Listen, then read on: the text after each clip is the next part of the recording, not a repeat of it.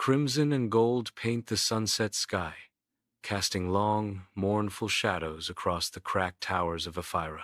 Atop the highest tower stands Queen Thalassa, her crimson robe emblazoned with the phoenix, a stark symbol against the dying light.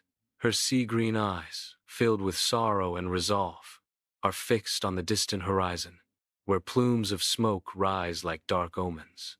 The burning villages below serve as a grim testament to the kingdom's ruin, a reflection of the queen's heavy heart.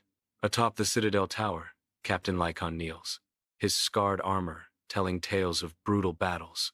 He raises his gaze to Queen Thalassa, his face a mask of grim determination and weariness.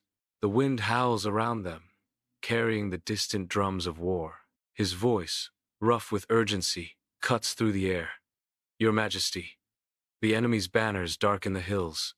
A flicker of defiance ignites in his eyes, a warrior's refusal to surrender. "We can still fight, but we will not hold for long," he warns, the fate of the kingdom hanging heavy in his words. Atop the citadel tower, Queen Thalassa turns, her face etched with sorrowful acceptance. Lycon rises, his hand tightening around the hilt of his sword, a storm of resolve brewing within him. Lycon's defiant roar cuts through the storm. "Then let it hunger. Better to drown in defiance than bow to a tyrant." Flickering torchlight dances across the grand throne room, casting long, ominous shadows. Queen Thalassa stands regal and defiant, a beacon of strength against the encroaching dread. From the depths of the shadows, Prince Arion emerges, a figure of foreboding in the dim light. He holds aloft a scroll, its black wax seal a stark symbol of impending doom. In the colossal throne room, Arion stands before his mother, a mere figure dwarfed by the imposing architecture. His voice, barely audible, echoes in the vast space as he pleads for reason. "Mother, it does not have to end in fire," he implores, his eyes reflecting a desperate hope. He offers a chance at salvation. Lord Damaris offers peace. "If we surrender the relic, the heart of Helios, he will spare our people." Lycon's voice booms, cutting through the fragile hope. "You speak with a serpent's tongue. There is no peace in chains." Half of Arion's face is illuminated, revealing the turmoil within, while the other half remains shrouded in darkness, a mask of inner conflict. Thalassa's voice echoes in the hall. "My son, I swore an oath to protect the heart. You swore one to me. Do you break both?" Arion looks away, the guilt etched deeply into his features, a silent confession in the face of his mother's challenge. Under the serene gaze of the moon, the temple of the Phoenix radiates an ethereal glow, promising ancient secrets and untold power. Barefoot and regal, Queen Thalassa begins her ascent up the temple's marble steps, each footfall echoing with destiny. In her hands, the heart of Helios pulses with warm golden light, a beacon of hope against the tranquil night. The air hangs still, heavy with anticipation, as if the very stones of the temple await the unfolding of an ancient prophecy. Within the vast temple of the Phoenix, echoes whisper through the hallowed space. Priestess Kalyanera, her milky eyes fixed on unseen visions, stands motionless by the altar, golden threads woven into her white hair. Thalassa approaches, the orb in her hands casting an ethereal, flickering glow across the ancient stones. Kalyanera's voice, raspy with age and prophecy, breaks the silence. The Phoenix dies, to be reborn. The light from the orb dances, reflecting in Kalyanera's blind eyes as the tension in the temple thickens. Her words hang in the air, a stark prophecy delivered with unwavering conviction. "You must burn before you rise." Inside the temple of the Phoenix, Thalassa's tears reflect the sacred light as she prepares for her sacrifice. With unwavering resolve, she places the heart of Helios on the ancient altar. Flames erupt, consuming the orb in a burst of divine fire that bathes the temple in an intense, golden light. "Then let me burn with honor," Thalassa declares, her voice echoing through the sacred chamber. Thalassa stands firm, her face illuminated by the incandescent blaze, ready to fulfill her destiny. The temple sanctum trembles as the doors explode inward with a thunderous crash. Lycaon storms into the chaotic scene, his sword gleaming under the flickering torchlight. Blood streaks Lycaon's face, his eyes blazing with fury amidst the smoke and sounds of battle. "They've breached the gate! The prince opened it!"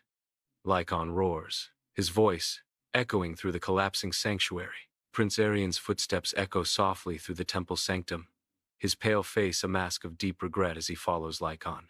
Lord Damaris advances, a formidable figure in black armor, golden serpents twisting ominously with each step.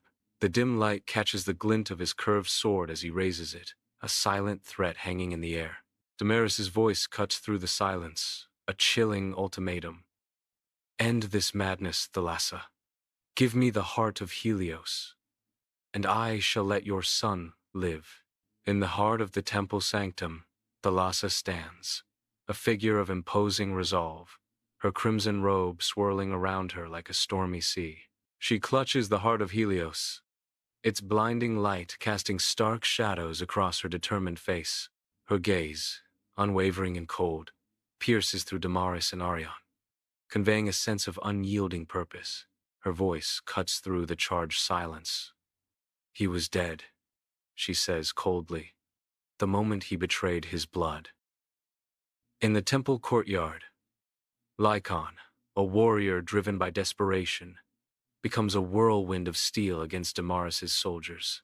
His sword flashes, a silver arc carving through the ranks, each movement precise and deadly. Foes fall before him, their numbers unable to diminish his relentless advance. The courtyard transforms into a chaotic dance of life and death, firelight glinting off the steel, illustrating Lycaon's indomitable will against impossible odds. Within the temple sanctum, Thalassa kneels before the ancient altar, bathed in a radiant, celestial light. Lycaon approaches, his hand trembling as he clutches his sword, the steel reflecting the sacred glow. Determination hardens his features as he gazes upon Thalassa, a silent vow forming in his eyes. Thalassa's voice echoes in the sanctum, a plea and a command. "Swear to me, Lycaon. Swear the phoenix will rise again." Lycaon's solemn vow resonates through the temple, sealing their fate. "By the gods, I swear it." Lycaon's blade plunges deep into the heart of the altar, sealing the fate of all within the temple. A deafening roar erupts as the orb detonates in a cataclysmic explosion of gold and crimson flames.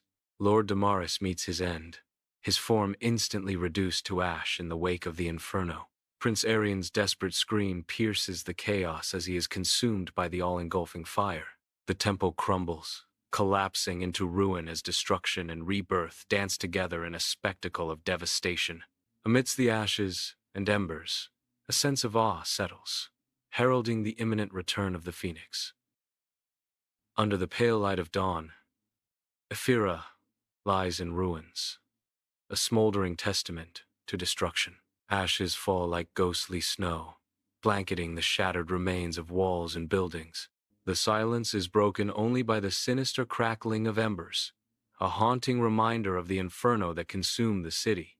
From the debris, Prince Arian emerges, his copper hair scorched black, his fine robes torn and blackened. His golden eyes burn with an otherworldly fire, a stark contrast to the desolation around him. He stands alone amidst the ruins, a figure of tragic defiance against the backdrop of utter devastation. A vision of Ephyra in its golden age unfolds, a bustling city resonating with life and laughter. On a palace balcony, a young, carefree Arian stands beside his mother, the Queen, their figures framed by the vibrant cityscape. The Queen emphasizes a timeless truth, her words echoing across the glorious city. Ephyra's strength lies in its spirit, not its walls. Her words linger in the air, a poignant reminder of the values that define Ephyra's enduring legacy. As dawn breaks over Ephyra, I turn to face the rising sun, my face etched with grief and fierce resolve. Embers dance around me like dying stars, each flicker a memory of what was lost. In the swirling smoke above, a faint image takes form, a phoenix, wings unfurling, rising defiant and eternal. Ephyra burned, but her spirit did not die. I proclaim, my voice echoing in the dawn. From her ashes I walk, son of flame, heir to guilt. The gods are watching, and they are not done.